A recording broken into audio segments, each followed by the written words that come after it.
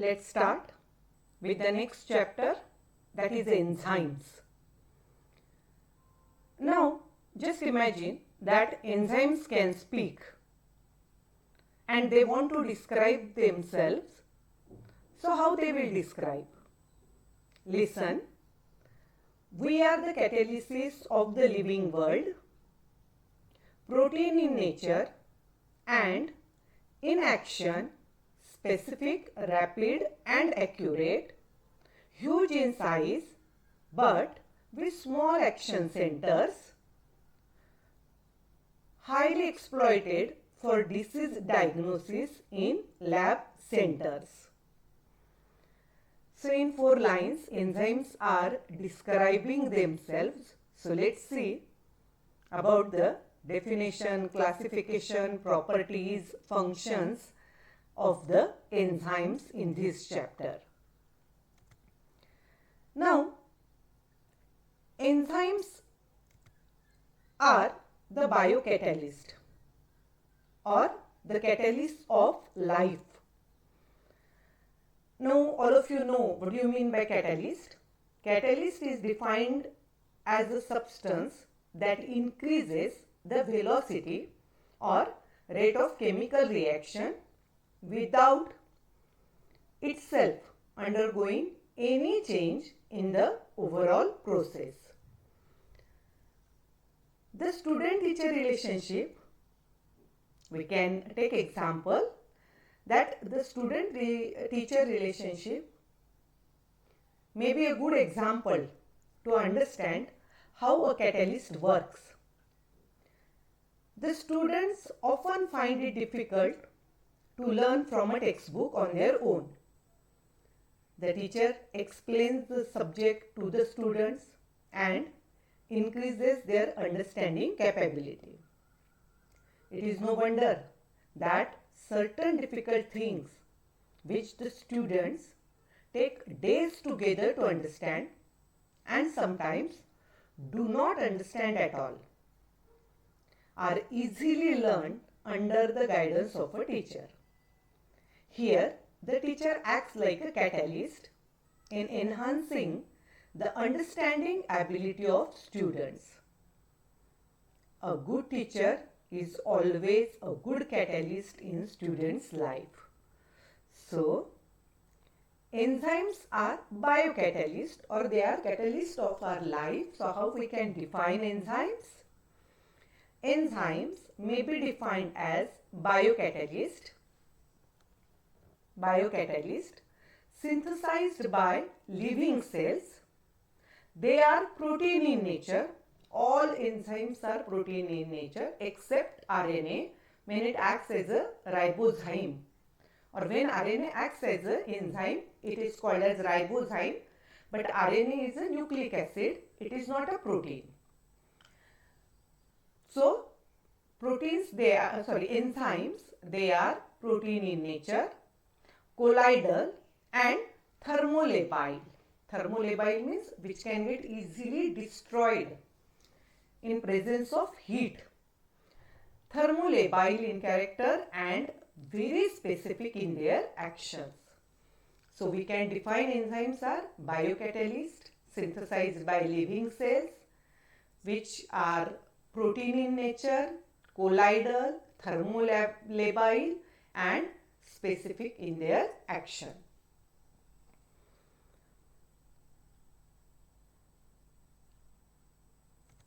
Now, what is the nomenclature and classification of the enzymes? In early days,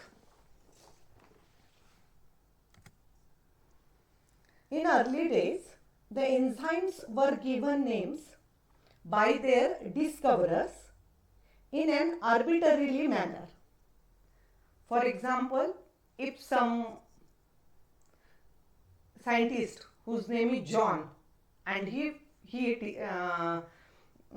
searched or if he discover the enzyme, so that enzyme its name become Johnase.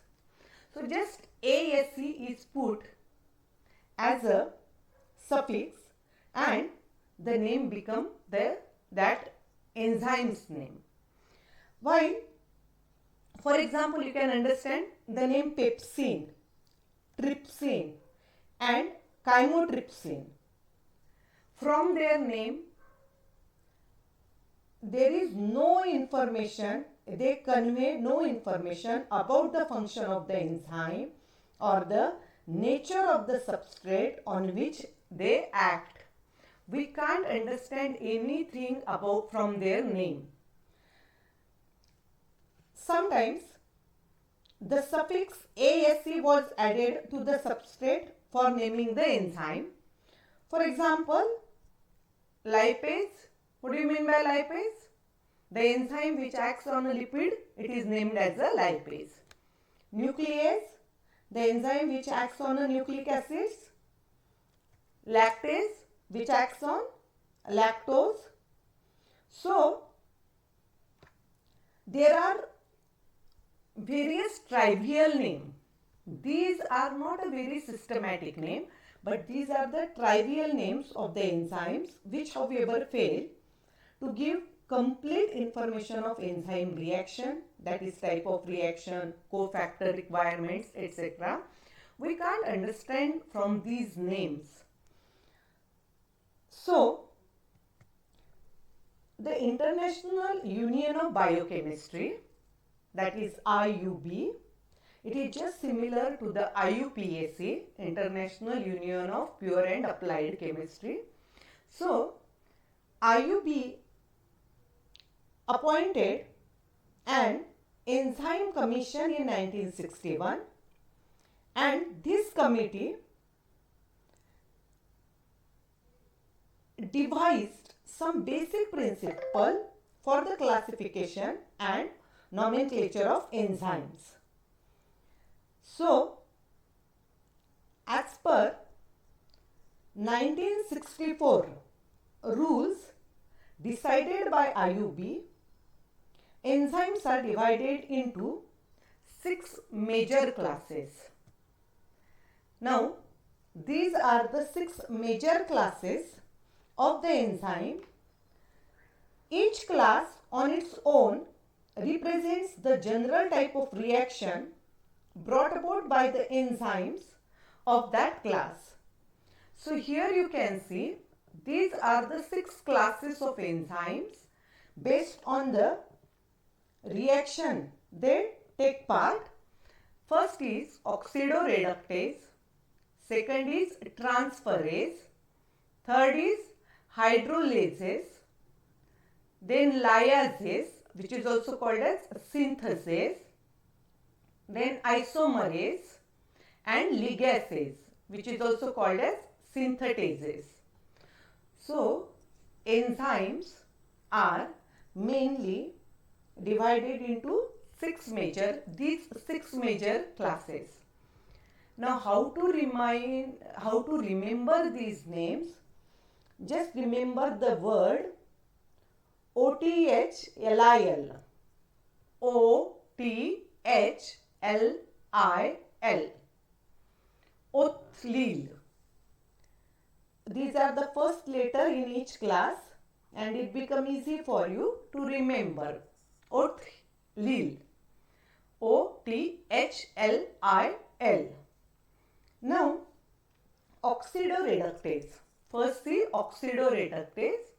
Here the reactions in animations form are represented. Now here this is A and this is B. A is a reducing part and B is oxidizing agent. Reducing and oxidizing. Now when these two reacts with each other, these two reduction equivalents are transferred to the B. So A undergo oxidation and B undergo reduction. So such type of reactions are called as oxidation reduction reactions. So the enzymes which are involved in such type of oxidation reduction reactions, those are called as oxidoreductase.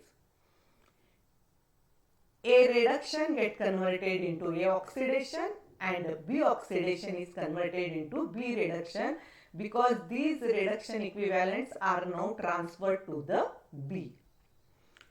some important subclasses of these oxidoreductase are dehydrogenase, oxidase, peroxidase, reductase, monooxygenase, dioxygenase. All these are the important subclasses of oxidoreductase.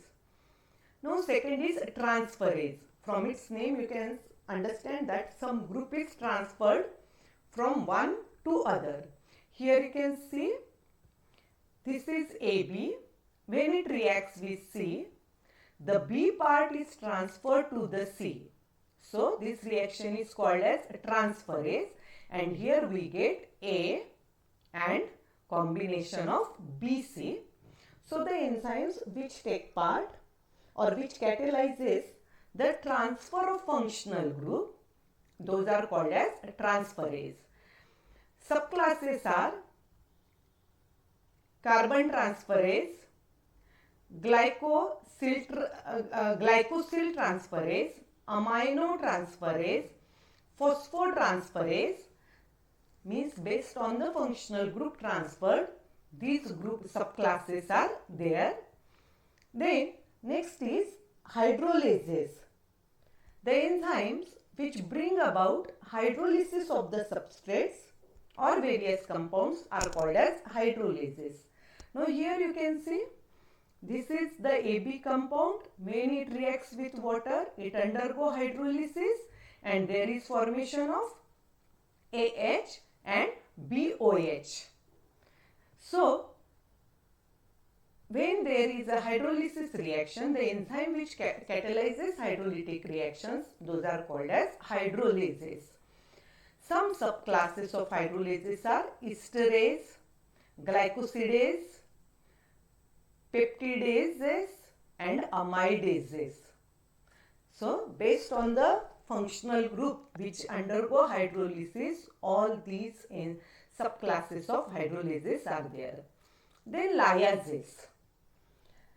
Enzymes specialized in the addition, those are called as lyases, or which bring about the synthesis or which bring about the formation of bond. Those are called as lyases.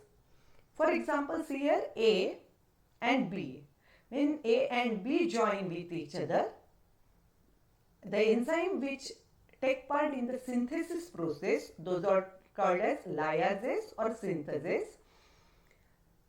When there is a carbon-carbon bond formation, then it is carbon-carbon lyases, carbon-oxygen lyases, carbon-nitrogen lyases, carbon-sulfur lyases, etc. Now another is isomerases. Enzymes which are involved in all isomerization reactions are called as isomerases. See here, when A get converted into isomer of A, both the structures are different but their properties are almost similar. So those are called as isomers. Now epimerase, cis-trans isomerase, intramolecular transferase, all these are type of isomerases class. Now the last class of the enzymes are ligases. Ligases, enzymes catalyzing the again synthetic reaction where two molecules are joined by using ATP. Those are called as ligases. Now here you can see A and B, they are separated here, but when they combine with each other in presence of either ATP, GTP, UTP or CTP. All of you know these are the nucleotides. So when A and B join with each other and there is a formation of triphosphate get converted into diphosphate, such reactions are called as, or such enzymes which take part in synthetic reaction where two molecules are joined together and ATP is used are called as ligases. carbon-carbon ligases, carbon-oxygen ligases, carbon-nitrogen ligases or carbon-sulfur ligases. These two you can see liases and ligases, these are same that A and B joining with each other. Only thing here, when A and B join with each other, the smaller molecules like water, ammonia, carbon dioxide, these are removed, or these are one type of condensation reaction. While in ligases, when A and B are joined with each other, they require some energy and that energy is supplied through the ATP. So that is called as ligases. So these are the 6 classes: OT, H, LIL. These are the 6 classes of the enzymes.